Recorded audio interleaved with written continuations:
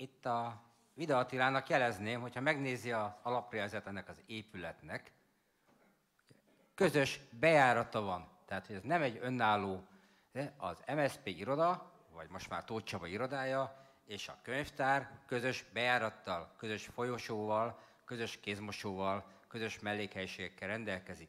Nem használható a könyvtár része, annélkül, hogy valamilyen módon, például amikor az önkormányzat sok-sok 100 millióért felújítja a tetőt, akkor az egészet kell felújítania. Tehát hogy ez a dolog csak egyben rendezhető, egyben vehető meg, egyben tehető felújíthatóvá, külön nem használható, ez nem egy nagy épületnek egy külön-külön bejáratos része, ez egyben van. Aki volt ott valaha, az tudja. Tehát, hogy ezt a dolgot, ha fel kell újítani, akkor az egész tetőt egybe lehet felújítani. A másik fele, itt a csere kapcsán, ugye 340 négyzetmétert adnánk 212-ért, tehát még egyszer 340 négyzetmétert adnánk 212-ért, és a mi könyvtár részünk, ugye, amit most a Csertőparkban használ a főváros, az működő, rendben lévő épület, amit itt cserélni akarunk, az egy beázott, tönkrement épületrész. Nem véletlenül nem használja az MSZP.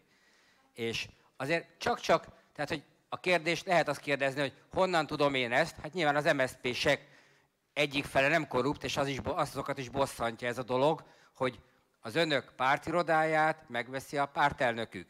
Az önök székházat a Tököli úton megveszi a pártelnökük, és a zuglói MSZP-nek már nincs helysége, mert a MSZP zuglói elnöke a saját pártjuktól veszi meg bagóért a helységeket, és önök vannak még 24-en, és félrenéznek, miközben ez történik.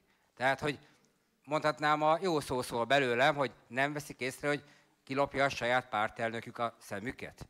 És ez a fajta ingatlan gazdálkodás, ami Zuglóra is rácsapna most. Ugyanez a mentalitás, és mi nem szeretnénk úgy járni, mint a zuglói MSZP, hogy egyszer csak valaki, aki vezeti a szervezetet, gazdag lesz és ingatlanokkal teszi magát bölcsebbé, eközben a kerület vagyona meg eltűnik.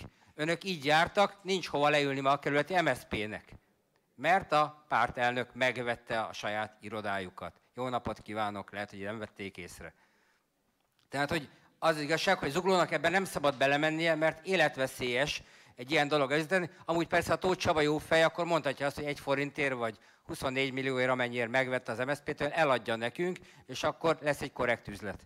Én azt gondolom, hogy ezt is felajánlhatjuk neki, és akkor nem mondhatja, hogy gazdagodott rajtunk, vagy az MSZP-n. Ez egy korrekt. De amúgy, ha 1 forintért ajánlana fel, szerintem az is korrekt lenne. Mutatván mennyire szereti Zuglót.